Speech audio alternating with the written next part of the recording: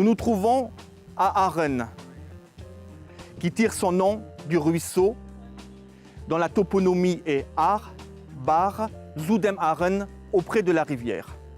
Il contient de nombreux moulins. Nous allons évoquer aujourd'hui le Neumühl, bien que nous nous trouvons présentement à la Walkmühl, le moulin à foulet.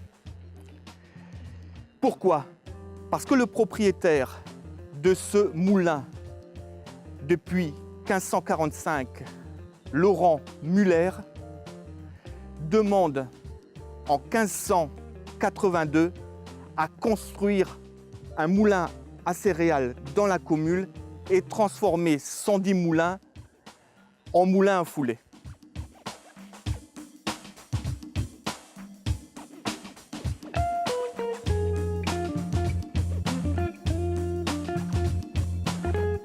Nous nous trouvons donc à la Neumühl, Moulin Neuf. Laurent Müller a obtenu l'autorisation à la fin du XVIe siècle de déplacer son moulin à céréales au centre de la commune. Hans Zoller, son successeur, obtient en 1612 5 arbres pour réfectionner son moulin tiré des forêts de Brodenwies et en 1618 20 nouveaux arbres du Kirschbronn pour construire la fameuse maison Stern qui est considérée aujourd'hui comme la maison la plus ancienne du pays de Bitche.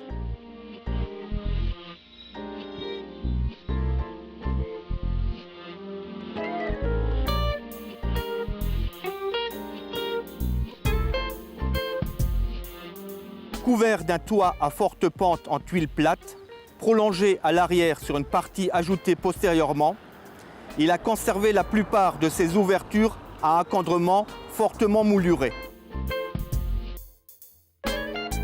Le dessin présenté montre l'état originel de la façade principale avec les meneaux restitués.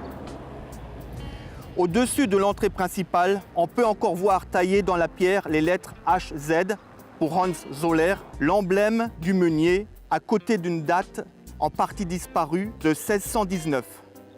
Elle porte de plus des inscriptions sur les entablements des portes et des fenêtres qui sont une invocation à Dieu pour qu'il protège les occupants de la maison de la foudre et des dangers de l'incendie.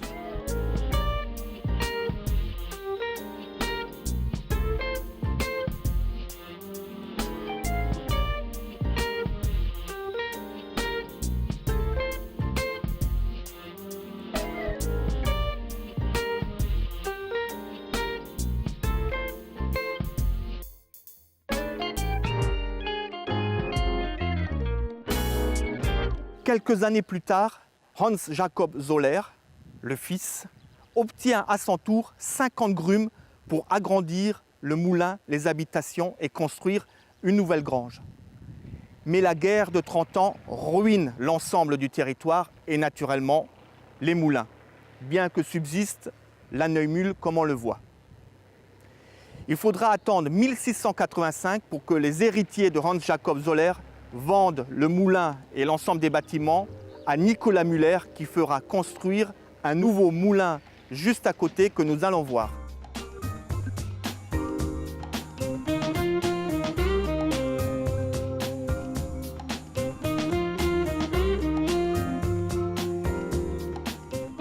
En 1788, le moulin est repris par Joseph Müller, propriétaire de la Walkmühl, puis son fils Jacques, qui agrandit le moulin derrière moi en 1832.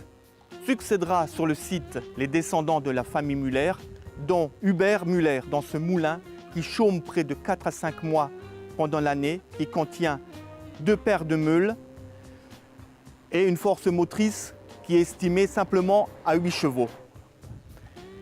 Finalement, comme beaucoup de moulins dans la région, il cesse à l'approche de la Seconde Guerre mondiale et ces 2 belles roues à aubes vont disparaître.